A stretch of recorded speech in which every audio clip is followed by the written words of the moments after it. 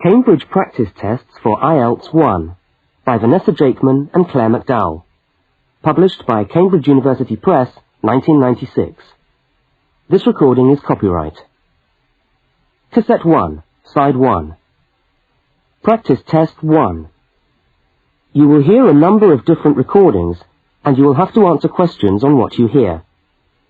There will be time for you to read the instructions and questions, and you will have a chance to check your work. All the recordings will be played once only. The test is in 4 sections. Write all your answers in the listening question booklet. At the end of the test, you will be given 10 minutes to transfer your answers to an answer sheet. Now turn to section 1 of your question booklet.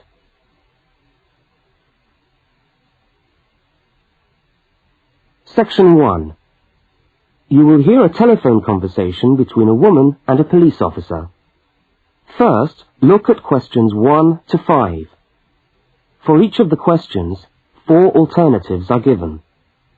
Decide which of the alternatives, A, B, C, or D, best fits what you hear on the tape, and circle the appropriate letter.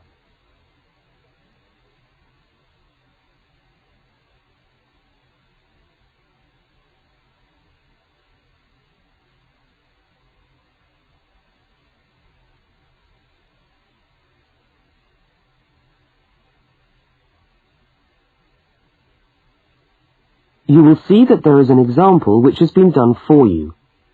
On this occasion only, the conversation relating to the example will be played first.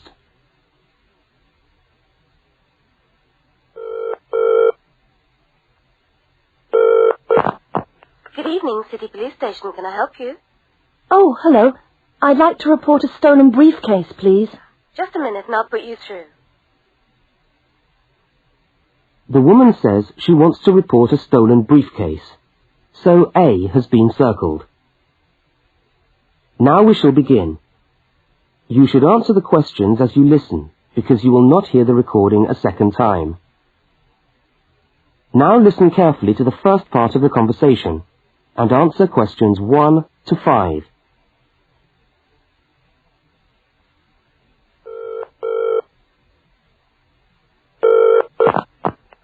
Good evening, City Police Station. Can I help you? Oh, hello. I'd like to report a stolen briefcase, please. Just a minute and I'll put you through. Lost property, can I help you? Oh, yes. I've had my briefcase stolen. Okay, I'll take some details. Tell me what it looks like, first of all. Well, it's a soft leather one, you know, not a heavy box type like a man's. And how does it close? It's got buckles at the front, 2 of them. They're gold-plated ones. Fine. Was it locked? No, I'm afraid not. Never mind. Any distinguishing features? Pardon? Any marks or badges on it that make it stand out? Only the brand name. And where's that? It's on the back, at the bottom in the left-hand corner. It's saggy. Oh, and there's a scratch. It's quite bad, but small, directly above the brand name.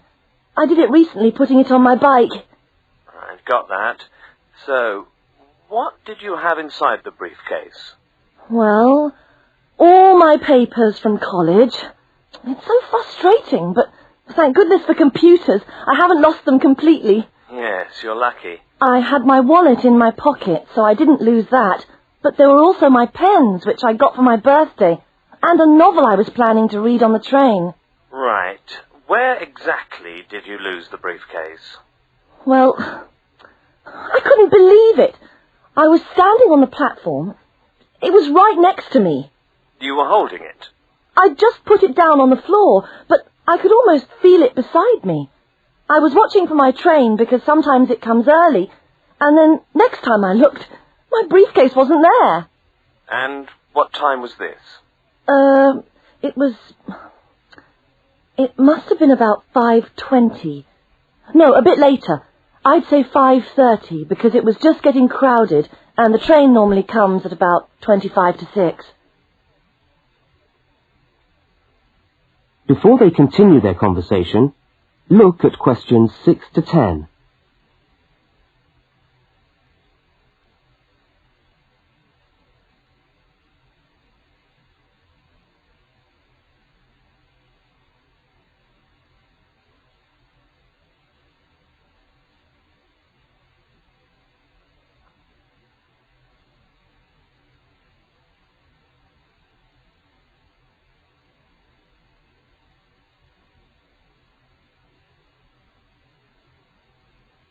As you listen to the rest of the conversation, complete the form by filling in the numbered spaces 6 to 10.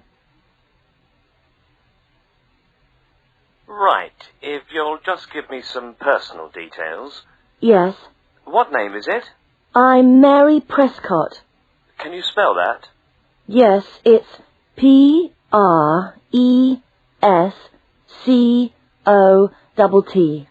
And your address? Flat 2, 41 Fountain Road, Canterbury. Fountain Road. Yes, number 41. And have you got a contact telephone number? Yes, it's 752239. 752239. Fine. One last question. What would you say the value of your briefcase is? Including the contents? Yes. Just a rough estimate is fine. Oh, I'm not sure. Well, the briefcase itself is quite new. I bought it last month for £40. I suppose about £65. The contents are worth about £20 or £25 at least. That's fine. Well, if you could come down to the station tomorrow, you can sign this form and have a look at what we've got here. Okay, thanks. Bye. Goodbye.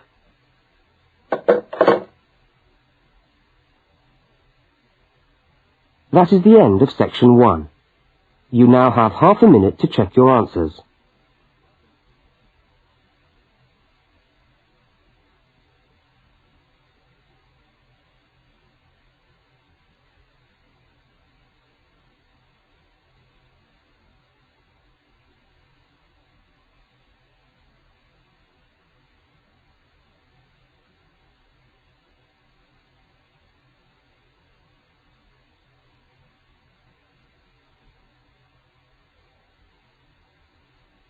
Now turn to section 2.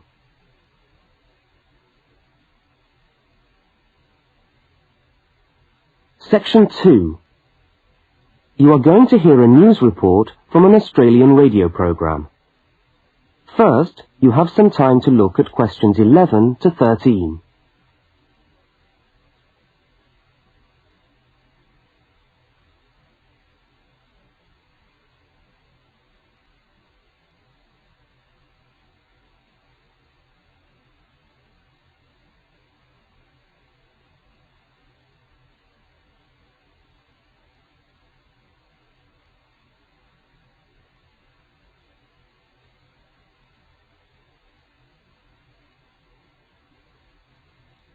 Now listen to the news headlines and tick the 3 other items which are mentioned.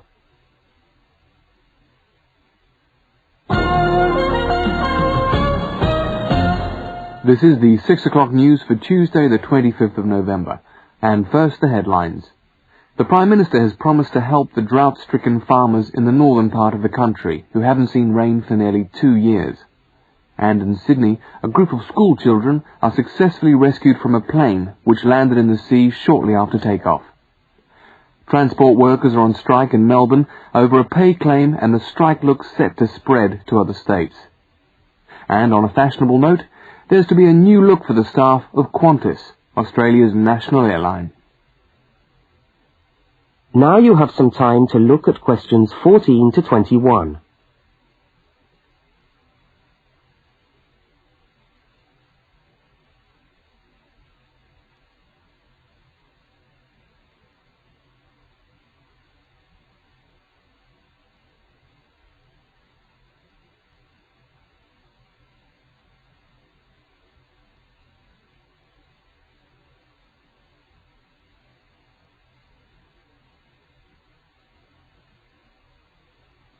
As you listen to the rest of the news, complete the notes in the spaces provided. The Prime Minister has pledged today that he will make $250 million available to help the drought-stricken farmers who have not seen rain for years get through the next 5 years. Money that was to have been spent on the restructuring of Sydney's road system has been reallocated to what the Prime Minister described as a more worthy cause. Farmers are to receive financial assistance to help see them through the worst drought in over 50 years. Many farmers feel that while the money is welcome, it has come too late to save them and their farms from financial ruin, and are angry that the government did not act sooner. A group of school children who were travelling in a privately chartered aeroplane from Sydney to Queensland to take part in a musical concert found themselves swimming for the shore when their aeroplane had to land in the sea just 3 minutes after taking off from Sydney Airport. The pilot managed to bring the aircraft and its 50 passengers down safely in the calm waters of Botany Bay, where boats and pleasure craft were able to come to the rescue of the boys. The fact that it was a weekend meant that there were hundreds of boats in the bay enjoying the good weather, and this undoubtedly helped the rescue operation. "We owe our lives to the skill of the pilot," said one of the boys, but the pilot replied modestly that it was all part of a day's work. However, all their musical instruments were lost, and they never got to play at the concert. That is the end of section 2. You now have half a minute to check your answers.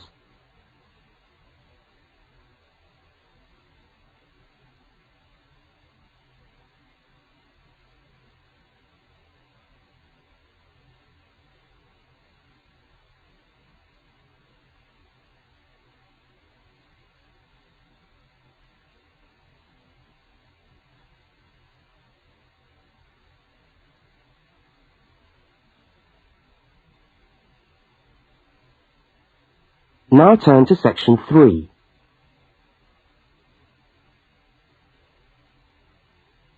Section 3. In this section, you will hear a conversation between a university student and a university lecturer. Look at questions 22 to 25. For each of the questions, 4 alternatives are given. Decide which of the alternatives best fits what you hear on the tape and circle the appropriate letter.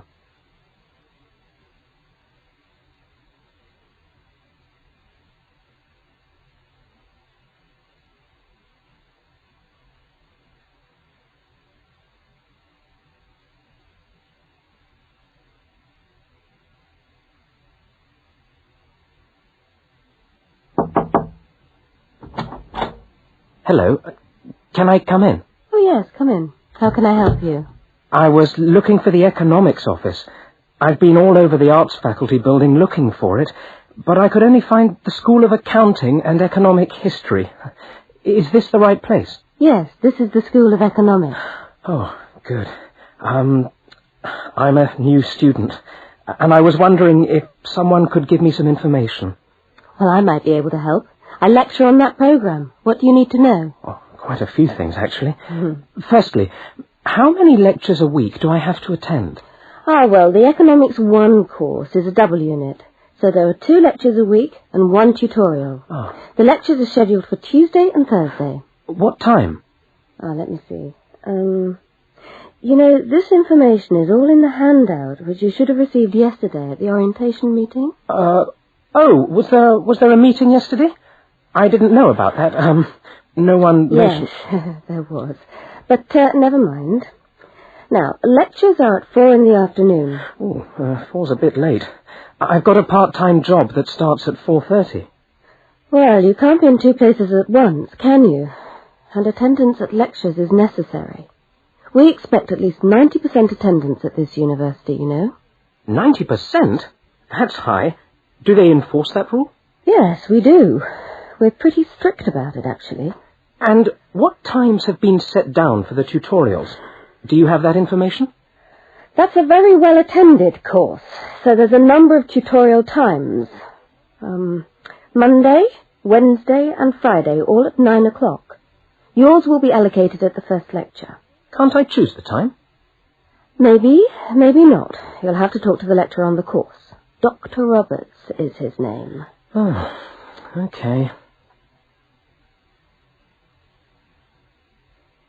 Now look at questions 26 to 31.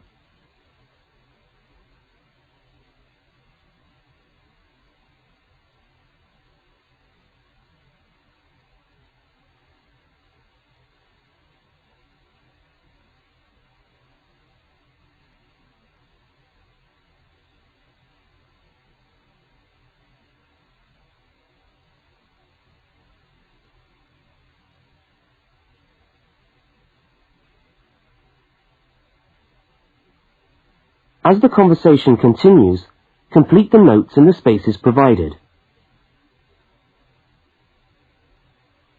Anything else I can help you with while you're here? Well, yes, actually. Do you know what the course requirements are? I mean, how much work is expected for this course? Well, you have to complete a tutorial paper. What does that involve? Well, it's a piece of work on a given topic based on some set reading texts. You'll have to give a small talk to your tutorial group. Oh, how long does that have to be? Oh, about 25 minutes usually. I have to talk for 25 minutes? Yes, that's right. And then you have to write up your piece of work and give it to the lecturer to be marked. Right. And is that all? No. You also have to complete a 3,000-word essay on a topic. Can I choose the topic? Yes, usually you can. Right. That shouldn't be too bad. And in addition to that, there is an exam. An exam? What sort of exam? Well, it's an open book exam. Does that mean I can have the textbook with me during the exam? Yes, that's right. And can you give me any idea about the content of the first year of economics, so that I can get into some reading? Well, you'll be getting the reading list next week when lectures start. All the books are in the library. Yes, but won't everyone else take them out as soon as they get the reading list too? Well, yes, they might. But most of the important ones are held in closed reserve. That's a part of the library where you can go to read books, but you can't take them out of the building. What did you call that section of the library? Closed reserve. However, we do recommend that you buy the core books. You'll find them useful and you'll need them for the exam. Yes, I suppose I will. But what is the focus of the course? Well, the course at this university has a vocational focus. That is, a focus on preparing its graduates for work. So we're orientated very much towards employment. Oh, so my chances of getting a job are good. Well, provided you get good results. Well, look, thanks for your time. You've been really helpful. That's fine. See you next week, then.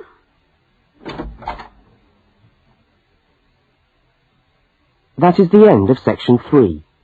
You now have half a minute to check your answers.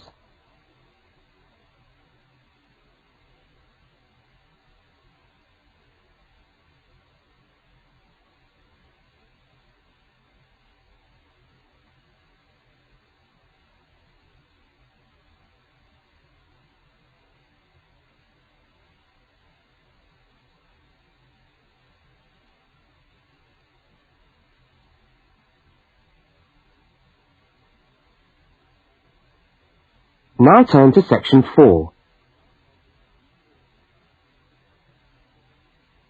Section 4. You will hear a talk given by a university lecturer about the structure of the university. First, look at questions 32 to 36.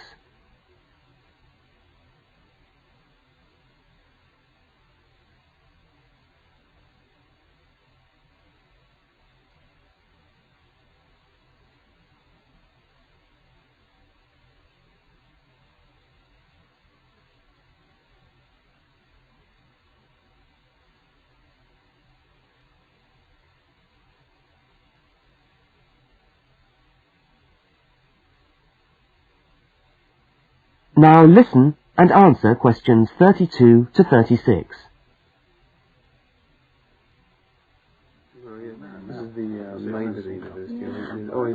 Good morning, and welcome to the University of Westlands. My name is Marcia Mayhew, and I'm the coordinator of the Bachelor of Social Science degree. This morning, I'd like to tell you about the structure of the university and about some of the requirements of the degree that you're about to enter. The Bachelor of Social Science is in one faculty within the university. That is the faculty where I work, known as Arts and Social Sciences. Here on this campus we also have the faculties of architecture, law and science and technology, among others. It's important to know something about the structure of the faculty because as you go through your course, you may need to call on members of the staff to help you. At the top of the faculty, we have a dean, and below the dean, we have 3 divisions. Each division has a divisional head, and your degree is located in the Division of Social Sciences. Within each of the divisions, there are the departments, and each of these offers the different degrees. For instance, 2 of the departments which offer the major subjects for your award are sociology and psychology. Each has a departmental head, but for practical purposes, the people you are going to see the most of are myself as coordinator of the social sciences degree, and the actual lecturers who are teaching the subjects that you are taking.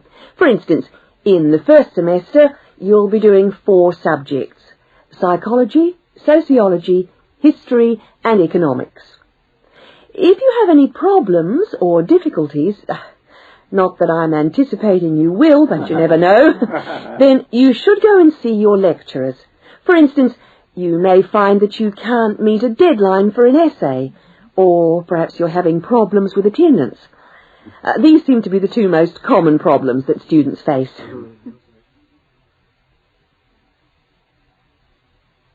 Now look at questions 37 to 41.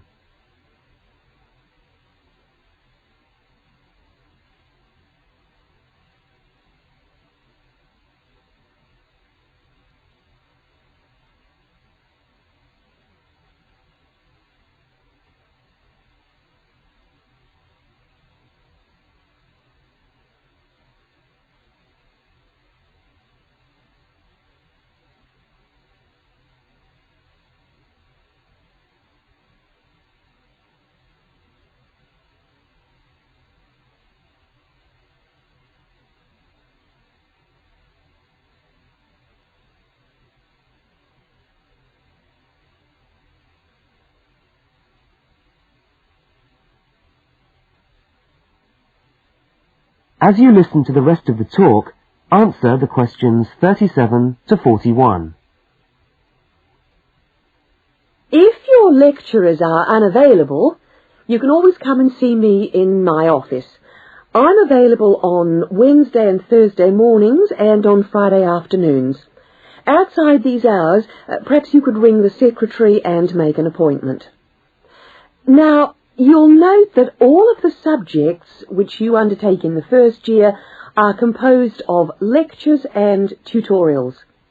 A lecture is about an hour long, and a tutorial usually runs for about 2 hours. A lecture is rather like what I'm doing now, where one person will talk to all of you together on a subject. Now, we do ask you to try to attend the lectures. A tutorial is perhaps where most of the learning occurs at a university. You will be divided into groups of between 12 and 15 students, and each week one of you will have to present a piece of work to the group as a whole, and then the group will discuss what you've said. It's this discussion, this exchange of ideas, which really constitutes the basis of university learning, in my view. Listening to lectures in many ways is just giving you information that you could access for yourself in the library. But the discussion at the tutorial is very important. This doesn't mean that you shouldn't go to the lectures, though. Other factors to be particularly concerned about are the structure of essays and delivery of written material. And in particular, I would like to mention the question of plagiarism. Plagiarism is taking other people's work without acknowledging it. That is, without saying where it comes from. Now, of course, all essays are based on research done by other people, but you must remember to attribute the work to the original writer. And while it's a good idea to work with other people, don't hand in work which is exactly the same as your friend's work, because we will notice. If you don't acknowledge the source of your information, then you run the risk of failing the subject, or in very serious cases, you might be denied entry to the university. Last but not least, stay in touch with us. If things are getting you down, don't go and hide. Come and talk to us about it. That's what we're here for. Right. Thank you very much for coming along today.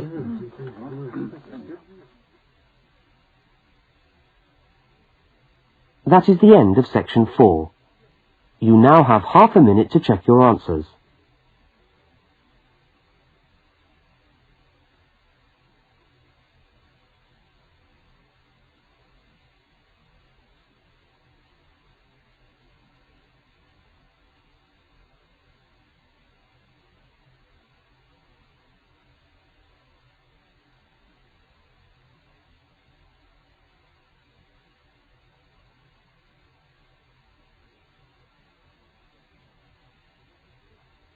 That is the end of the listening test. You now have 10 minutes to transfer your answers to the listening answer sheet.